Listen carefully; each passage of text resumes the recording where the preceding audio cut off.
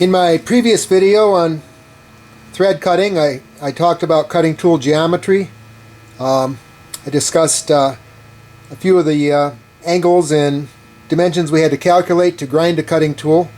One of them was the width of the flat, and one of them was the helix angle of the thread we're going to be cutting.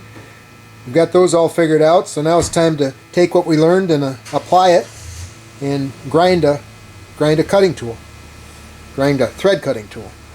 What I have here is a piece of 8% cobalt. Nice tough stuff to use as a threading tool. Should hold up very well on steel. So let's start grinding, see what we come up with. First thing I want to do is I want to grind the lead cutting edge angle. That's the, remember we're cutting from right to left, so that's the angle on the left side of the tool bit. And I'm going to grind that to 30 degrees. Remember I said that can be any angle you want, but for this case 30 degrees is fine. That'll make our tool bit perpendicular to the work, and it'll work out just fine. So we got to grind a 30 degree angle on here to roughly to the center of the tool bit. Starting out, I won't put any clearance under it. I'll just grind it square until we get that 30 degree angle locked in. Then I'll add some clearance underneath. First thing I want to do is take my wheel dresser and dress the wheel. Make sure it's nice and sharp and flat.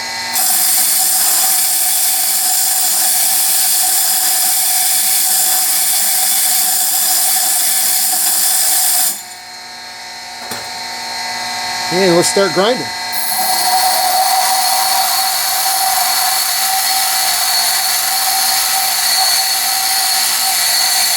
Notice I'm not laying the tool bit on the tool rest. In my opinion, the tool rest is not for resting the tool on, it's for resting your hand on it. That way if you hold the tool up in the air like this, you have a lot more control over what you're doing.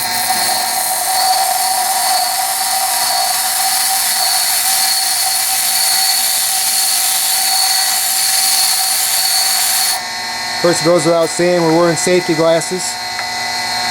I've had two pieces of metal dug out of my eye in my career, and both of them were from a grinder. One time I was wearing safety glasses, one time I wasn't. One time I deserved it, one time I did not. But, you know, grinder's a pretty dangerous machine when it comes to your eyes.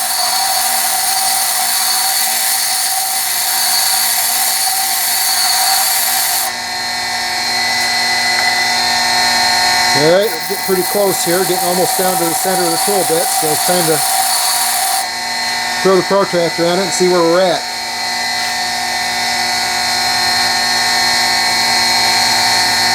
Alright, we're a little more than 30 degrees, so let's back off a bit. Getting kind of hot here.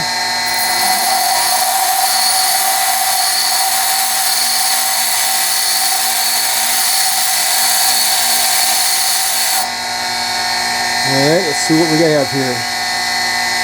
Alright, that's pretty darn good. Looks like 30 degrees to me. Alright, we talked about, we calculated our helix angle. So we have to add that to the clearance angle underneath the leading cutting edge. So I'm going to be cutting steel. I think this clearance angle should be about 5 degrees. So we'll take that 5 degrees and add 2.5 to it.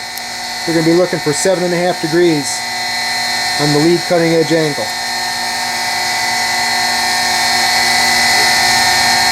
So we're a little more than that now. Let's take a little bit of that off.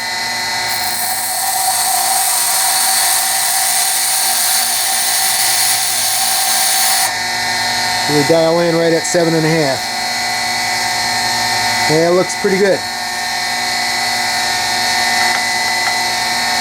Alright, so that takes care of the lead cutting edge angle. Now let's go ahead and grind the trailing cutting edge angle over here on the right side. This one is going to be, this one's kind of important. In fact, it's very important. Remember I said we're making a form tool. A threading tool is a form tool, so whatever the angle is on the point of this tool, that's what the angle is going to be on your thread form. So this has to be as close as you can get it to 60 degrees. This is a good time to use your thread gauge. Okay, these angles in here are all 60 degrees for a 60 degree V threading tool for setting up or grinding or whatever you want to use it for. So let's just go ahead and grind the right side to about the same angle as the other side.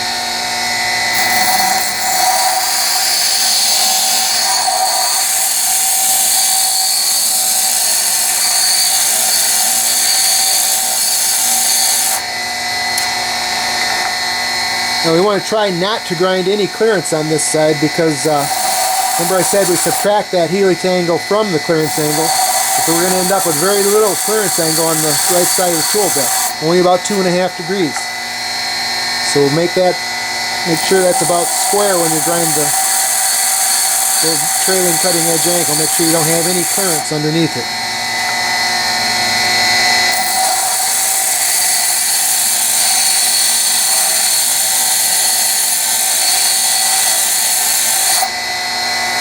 Now you see this starting to get some discoloration here in our tool bit as it heats up.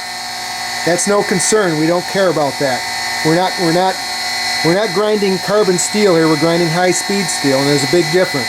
Carbon steel, as it heats up to that straw color, it starts to lose its hardness.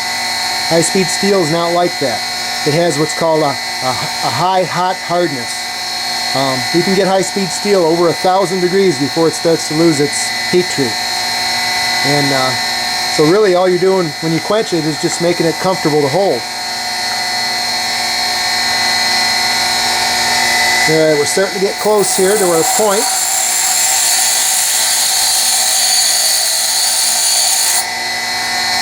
So let's take a look here with our thread gauge and see how close we are to 60 degrees.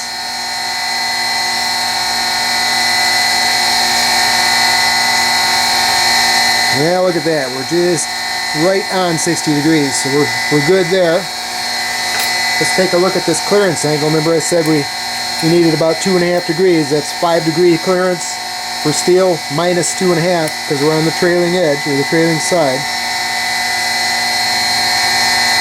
On some threads we get into Acme threads, of course, coarser pitch, this back angle might actually be greater than 90 degrees. That gets kind of interesting to grind. Same way with a square thread. So right now we need it to be about 2.5 degrees, which is about what it is. Okay, so let's just finish up this angle and take it down to where our cutting tool comes to a point.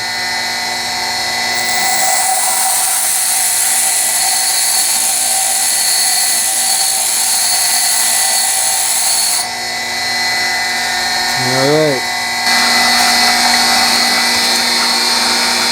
So now that we have the lead and trailing cutting edge angles ground and their associated clearance angles underneath, it's time to take a look at the flat on the point.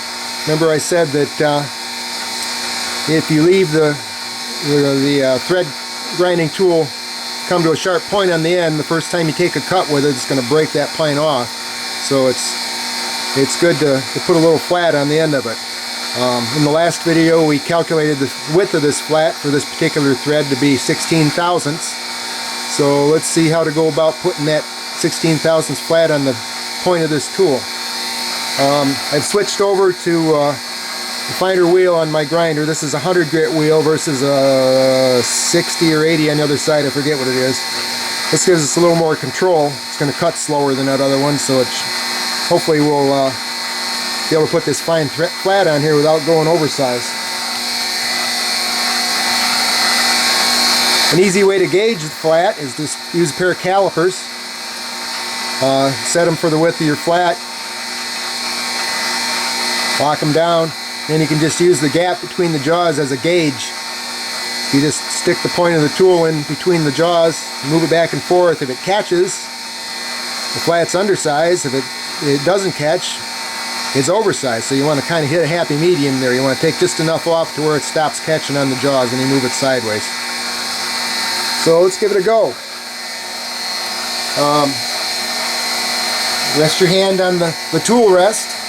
Make sure you have a good solid platform to grind on. Hold your tool bit perpendicular to the wheel and just kind of, remember I said when you line a tool up with a wheel, after you've already ground something on it, touch down on the bottom of the tool and kind of rock it into the wheel until the whole surface of the tool rests on the wheel. So let's just do that. Grind a little bit of flat on the end. Okay, if we look at the end, we can see it's just starting to form a little facet on the end of the tool. That's probably undersized yet, but we'll check it just to see. Yep, it's still undersized, catches in between the jaws, so let's take a little more off. Touch on the bottom and rock in until you can see sparks go over the top of the tool. That way we know we're touching on the face of the tool. Take a little more off. Okay, now we can see a little more of a flat forming there. Let's check that one.